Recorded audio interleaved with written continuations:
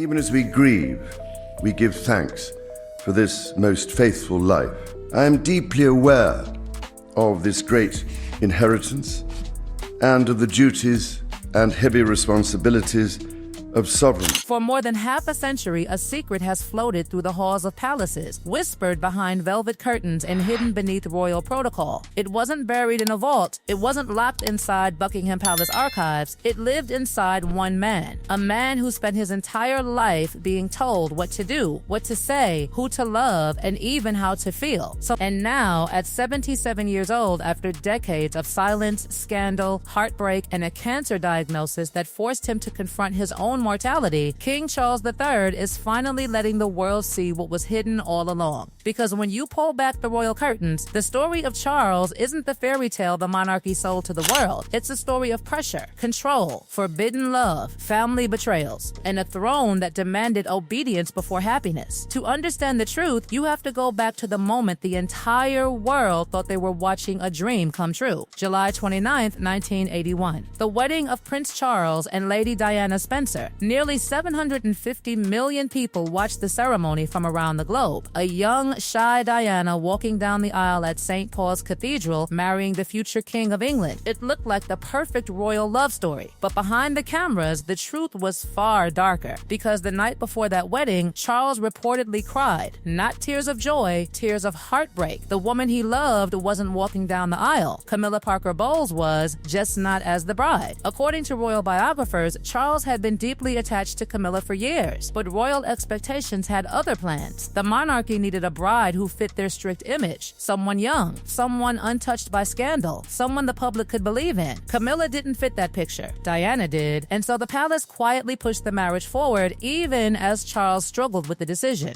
On the very day he married Diana, Charles reportedly wore cufflinks engraved with Camilla's initials, a private reminder of the woman he truly loved. Meanwhile, Camilla sat in the audience beside her husband Andrew Parker Bowles, watching the ceremony unfold. The world saw a royal wedding, but inside that cathedral, three people were already trapped in a complicated emotional triangle. Years later, Diana would say something that shocked the world. There were three of us in this marriage, so it was a bit crowded. At the time, many dismissed it as bitterness, but Diana wasn't exaggerating. She was revealing the truth. Charles carried that secret through years of marriage, growing tension, and public pressure. While the world admired the royal couple, the relationship was slowly collapsing under the weight of hidden loyalties and palace expectations. And then the scandal exploded. For years, rumors swirled around Charles and Camilla. Royal insiders whispered about their closeness. Journalists suspected an ongoing relationship, but suspicion became certainty in January 1993. That was the moment the monarchy's carefully controlled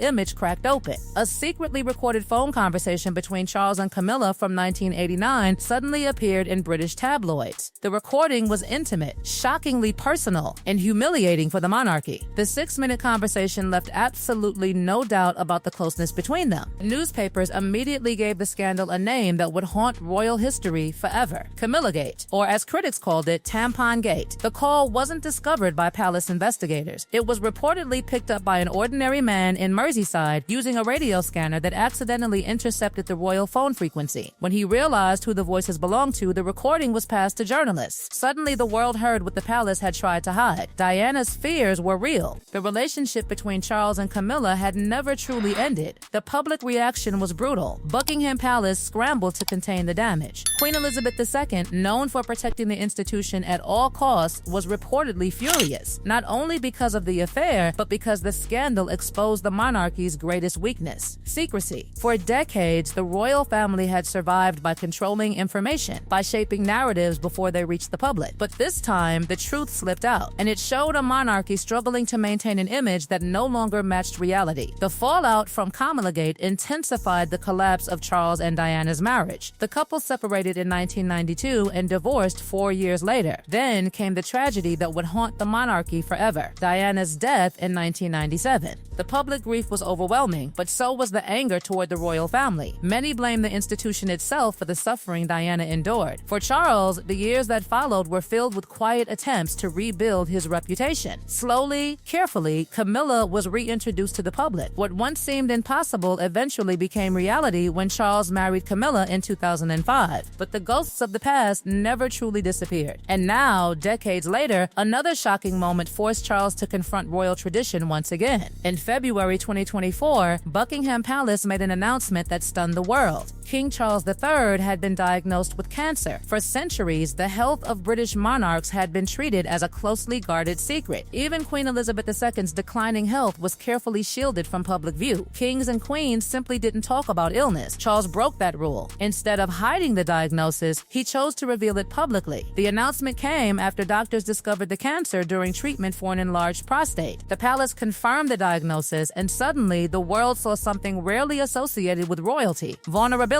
Charles began openly discussing the importance of cancer awareness. He visited treatment centers, spoke with patients, supported charity campaigns. In a public message, he admitted that receiving a cancer diagnosis could feel overwhelming. Those words carried weight because they came from a king. For the first time, the monarchy wasn't presenting perfection. It was showing humanity. Behind the scenes, many royal experts believe the diagnosis changed Charles's perspective dramatically. Facing illness at 77 forced him to rethink what kind of monarch he wanted to be, and how much longer he might have to reshape the institution he waited his entire life to leave. But while Charles was confronting his own mortality, another scandal inside the royal family was growing impossible to ignore. And this one involved his younger brother, Prince Andrew. For years, disturbing allegations followed Andrew's connection to convicted sex offender Jeffrey Epstein. The palace initially responded with cautious silence, hoping the controversy would fade. It didn't. When Andrew attempted to defend himself in a disastrous BBC interview in 2019, the situation only became worse. His explanations raised more questions than answers, and public pressure exploded. Eventually, Andrew stepped back from royal duties. But stepping back wasn't enough. When Charles became king in 2022, insiders say he understood something critical. The monarchy could not survive another scandal buried beneath silence. So he made a decision that would have been almost unthinkable in earlier generations of royalty. And that decision would send shockwaves through the royal family itself. The decision Charles made next stunned royal watchers across the world. For decades, the monarchy had operated by one silent rule: protect the family at all costs. Scandals were managed quietly. Problems were handled behind palace walls. The public rarely saw the internal consequences, but Charles knew something had changed. The world had changed. The press had changed. And the monarchy could no longer survive by pretending nothing was wrong. When the allegations surrounding Prince Andrew and his friendship with convicted offender Jeffrey Epstein refused to disappear, the pressure on the royal family became overwhelming. The accusations were serious, disturbing, and impossible to ignore. Virginia Giuffre claimed she had been trafficked and forced to have sex with Andrew when she was just 17. The claim spread across headlines around the world, dragging the royal family into one of the most damaging scandals in modern monarchy. For years, the palace response was cautious and restrained. Andrew stepped back from royal duties, but he still carried his titles, privileges, and position within the royal structure. Many critics believed the monarchy was protecting its own. But when Charles officially became king in 2022, the situation shifted dramatically. Behind palace doors, advisors warned that Andrew's continued association with the royal family could permanently damage the institution. The monarchy had already survived Camillagate, Diana's death, and years of public criticism. Another scandal could push it beyond repair. So Charles made a move that would have been unimaginable in the past. He began systematically removing Andrew from royal life. Titles were stripped away. Royal duties disappeared. And eventually, Andrew was told he could no longer represent the monarchy in any public capacity. Then came the moment that shocked even seasoned royal observers. Andrew Mountbatten Windsor, once known around the world as Prince Andrew, Duke of York, was no longer allowed to use his royal style. The brother Charles had grown up with, the brother he had defended for years, was now cut off from the institution entirely. It was a brutal decision. The man once mocked for talking to plants is now recognized as someone who saw problems long before many others. And perhaps that is the final secret Charles is quietly confirming at 77. For most of his life, he wasn't allowed to be himself. The monarchy required him to play a role, a silent heir, a patient successor, a carefully controlled public figure. Now, with the crown finally on his head and time no longer endless, Charles appears to be stepping out from that role. He revealed his cancer diagnosis openly. He confronted the Andrew scandal directly. He is reshaping royal traditions that once seemed untouchable. And perhaps most importantly, he is allowing the public to see something the monarchy rarely shows: secrets, honesty. The story of Charles, Diana, and Camilla once symbolized the rigidity of royal expectations. Diana famously said there were 3 people in her marriage. That complicated triangle defined decades of royal headlines. Today, 2 of those figures are gone from that struggle. Diana has been remembered as a tragic icon. Camilla now stands beside Charles as queen, and Charles himself sits on the throne he waited 70 years to occupy. But the secrets he carried for decades are slowly being released into the open, not through shocking confessions, but through actions, through transparency, through a quiet acceptance that the old royal strategy of silence no longer works. The monarchy is one of the oldest institutions in the world. For centuries, it survived by protecting its mysteries. Now, at 77 years old, King Charles III seems to understand something his predecessors rarely acknowledged.